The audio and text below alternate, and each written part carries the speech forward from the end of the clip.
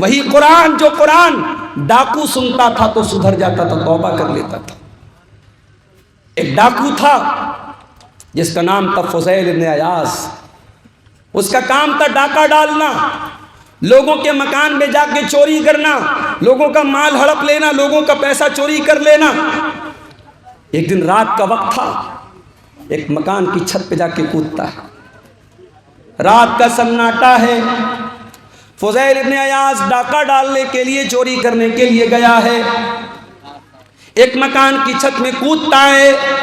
दूर से कोई अल्लाह का बंदा अपने घर में बैठ के कुरान की तिलावत कर रहा है। उसकी तिलावत की आवाज़ फुज़ैल इब्न अयाज़ के कानों में पड़ती है और इत्तेफाक से वो इंसान कुरान की यही आयत पढ़ रहा है, अलम यअनि लिल्लज़ीना आमनू अन तख़शा क़ुलूबुहुम लिज़िक्रिल्लाह। ऐ ईमान वालो, क्या अभी वो समय नहीं आया कि अल्लाह का कलाम सुन करके तुम्हारे दिल पिघल जाएं, तुम्हारे दिल कांप जाएं, तुम्हारे दिल नरम पड़ जाएं। जब ये आयत हज़रत फुज़ैल इब्न अयाज़ के कान में पड़ी, कहा अल्लाह, मैं तेरा इतना गुनहगार बंदा हूँ।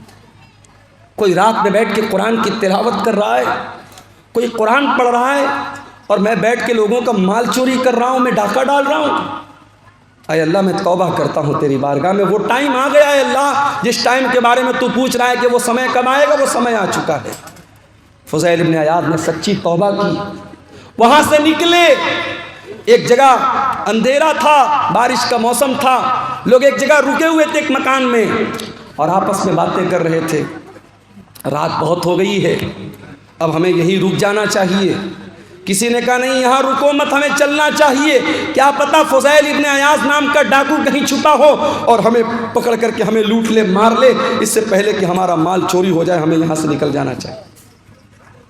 फुज़ैल इब्न अयाज़ ने आसमान की तरफ देखा, कहा अल्लाह, तेरे बंदे आज मुझसे डरते हैं। उन्हें डर है फुज़ैल इब्न अयाज़ ना आ जाए, मेरा माल चोरी ना हो जाए, मेरे माल पे डाका ना पड़ जाए। अय अल्लाह, आज तेरा बंदा तुझसे सच्ची तौबा करता है और तुझसे वादा करता है जब तक जिंदा रहेगा तेरे घर को नहीं छोड़ेगा, अपनी सारी ज़िंदगी तेरे घर के लिए कुर्बान कर देगा, तेरी मस्जिद के लिए कुर्बान कर देगा। फुज़ैल इब्न अयाज़ तौबा करते हैं और वहाँ से वो मक्का आते हैं और सारी ज़िंदगी अपने आप को खाने काबा के साथ जोड़ लेते हैं और इतने बड़े आलिम बन जाते हैं, इतने बड़े इमाम बन जाते हैं कि उनको अपने दौर का सबसे बड़ा आलिम माना जाता है और सबसे बड़े बड़े जाहिद और आबिद लोगों में उनका शुमार होता है। कुरान तो वही है मेरे भाई, कुरान वही है, कुरान की आयतें वही हैं। एक डाकू ने सुना और तौबा कर ली और हम और आप उस कुरान को सुनते हैं और हमारे दिल पर कोई असर क्यों नहीं होता? कुरान जवाब दे रहा है, सुम्मा क़सत क़ुलूबुकुम मिन बादि ज़ालिका, तुम्हारे दिल पत्थरों से भी ज़्यादा कठोर हो चुके। इत्तेफाक से रमज़ान के लास्ट में उम्रा करने का मौका मिला अल्लाह के फजल व करम से, उसकी तौफीक से। अब उम्रा करने भी जो लोग जाते हैं, अल्लाह माफ़ करे, अल्लाह रहम करे, उम्रा की बरकत भी धीरे धीरे ख़त्म हो रही है। वहाँ भी साहब तवाफ़ हो रहा है, साथ में सेल्फी ली जा रही है। अब बॉलीवुड की बड़ी बड़ी हीरोइनें साहब सारी ज़िंदगी वो नंगापन करती रहीं, नाचती रहीं, गाती रहीं। अब वो अपने गुनाहों को धोने के लिए क्या कर रही, उम्रा करने जा रही हैं। उम्रा करने गई, अब वहाँ क्या है साहब, फ़ोटो शूट हो रहा है। मदीना के अंदर पहुंची तो जो बड़ी बड़ी छतरी लगी है मस्जिद नबवी के अंदर, उसके नीचे, मैं एक बॉलीवुड की हीरोइन का नाम नहीं लूँगा वरना चैनल वाले भी फट से थंबनेल डाल देंगे, वो बेचारी जाके वहाँ फ़ोटो शूट कर रही है और आकर के फिर अपना फिल्में बनाने लगी। फिर वो सारे काम जो फिल्मी दुनिया के हो रहे थे वो होने लगे। अब धीरे धीरे उम्रा और हज की रूहानियत भी मेरे भाइयों ख़त्म हो रही है। पहले वो दौर था, लोग जब उम्रा करने जाते थे, हज करने जाते थे, जब वापस लौटते थे तो दिल की दुनिया बदल जाती थी, दिल की दुनिया बदल जाती थी, एक चेंजिंग आ जाती थी, एक परिवर्तन आ जाता था। आज कोई परिवर्तन नहीं आ रहा है। आज पैसा वाला है, चलो भाई चलो, जैसे लोग पिकनिक मनाने जाते हैं, कोई मुंबई जाता है, कोई कोलकाता जाता है, कोई दिल्ली जाता है, चलो हम उम्रा करके चले आएँ। अब उम्रा को भी लोगों ने पिकनिक बना दिया है। सच्चे दिल से कोई उम्रा करे, अगर कोई अपने हलाल कमाई से और सच्चे दिल से कोई हज और उम्रा करे, अल्लाह के नबी ने फरमाया कि लगातार हज और उम्रा करने से इंसान के गुनाह मिट जाते हैं और इंसान की गुर्बत और फक्र फाका ख़त्म होता है, इंसान के माल में बरकत होती है। मगर अफसोस हमारे दिल इतने कठोर हो चुके हैं कि आज हम और आप उम्रा करने और हज करने जा रहे हैं तो वहाँ भी हम दुनियादारी कर रहे हैं। मेरे प्यारे साथियों, ये दिल के कठोर होने की अलामत है। हरम के अंदर आज भी जब कुरान पढ़ा जाता है, अल्लाह की कसम खा करके कहता हूँ, आप बिहार के सीमांचल के रहने वाले, आपको अरबी ज़बान तो नहीं आती होगी आमतौर से, आप अरबी ज़बान का मतलब नहीं जानते होंगे, मगर इमाम जब हरम के अंदर कुरान पढ़ता है ऐसा लगता है कि कुरान हमारे दिलों को चीर रहा है। जब अजाब की आयतें आने लगती हैं, जब जहन्नम की आयतें आने लगती हैं और हरम का इमाम उस आयत के ऊपर रोने लगता है, मैं देखता हूँ मुसल्लियान भी रोने लगते हैं, मैं देखता हूँ उसमें अफ्रीका का काला भी रो रहा है, उसमें यूरोप का गोरा भी रो रहा है, उसमें बांग्लादेश का बंगाली भी रो रहा है, उसमें इंडिया का इंडियन भी रो रहा है। जिनकी ज़बान अरबी नहीं है, जिनको अरबी ज़बान नहीं आती है, जो अरबी ज़बान को नहीं समझते, मगर कुरान की ऐसी कैफियत है मेरे भाइयों, कुरान का ऐसा असर है कि कुरान डायरेक्ट दिल पर असर करता है।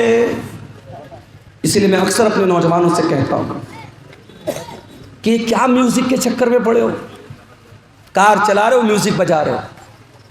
अभी मेरा एक प्रोग्राम था दरभंगा में, अब ड्राइवर बेचारा गैर मुस्लिम था, रात का टाइम था, मुझे जल्दी निकलना भी था, सुबह क्लास भी करनी थी। ड्राइवर ने कहा मौलाना साहब अगर इजाज़त हो तो गाना बजा लूँ।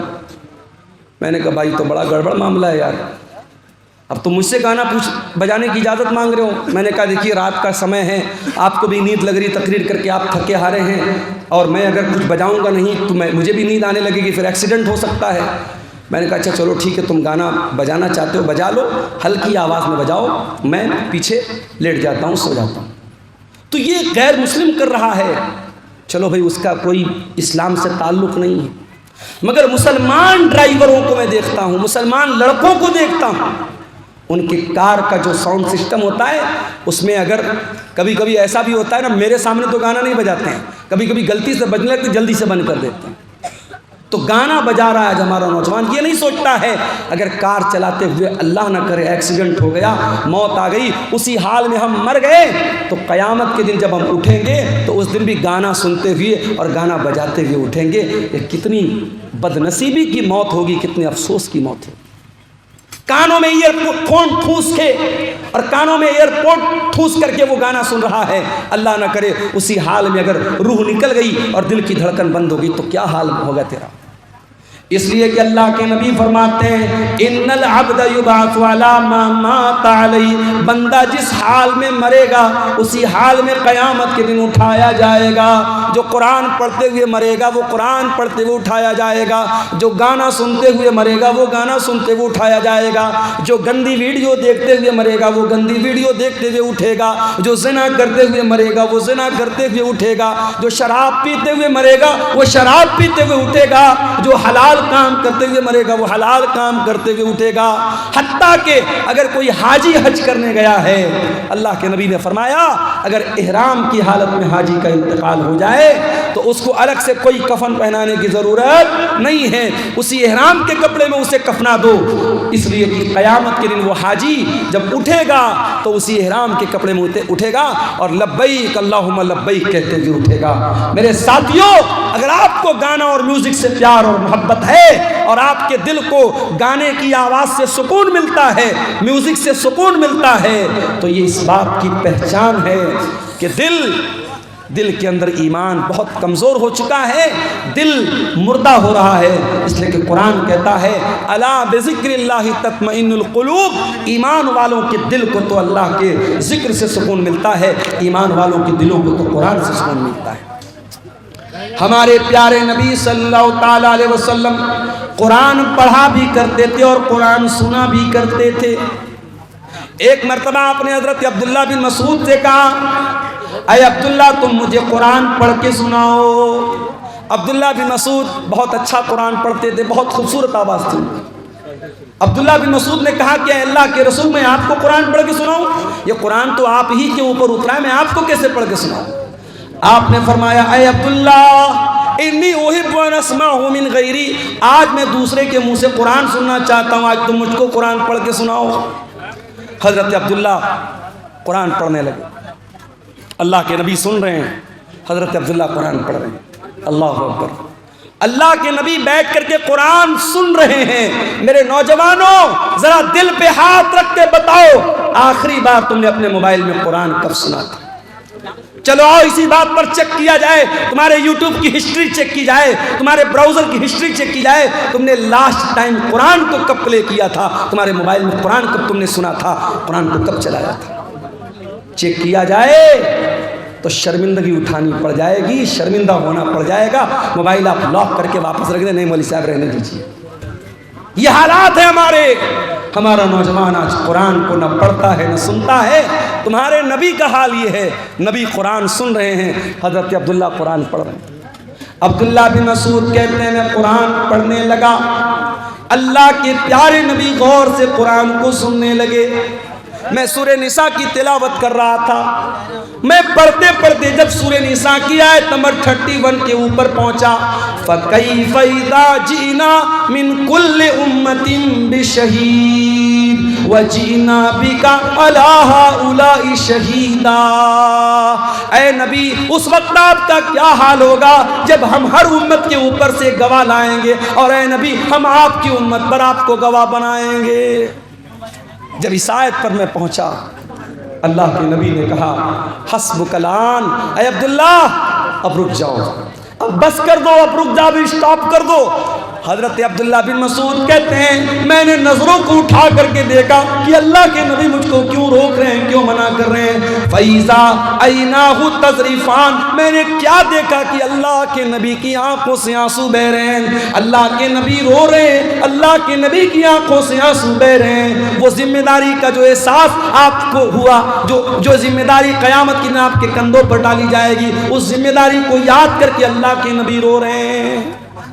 नबी तो रोएं अपनी जिम्मेदारी को याद करके, और हम और आप बस इसी पर फ़ख्र करें कि साहब हम तो अहले हदीस हैं, जन्नत हमारे बाप की है, जन्नत का सर्टिफिकेट हम लेके बैठे हैं। हम और आप कभी हमें कुरान पढ़ करके और सुन करके हमें रोने की नौबत हमें नहीं आती। मेरे भाइयों, ये आंखें खुश्क हैं मौला, इन्हें रोना नहीं आता।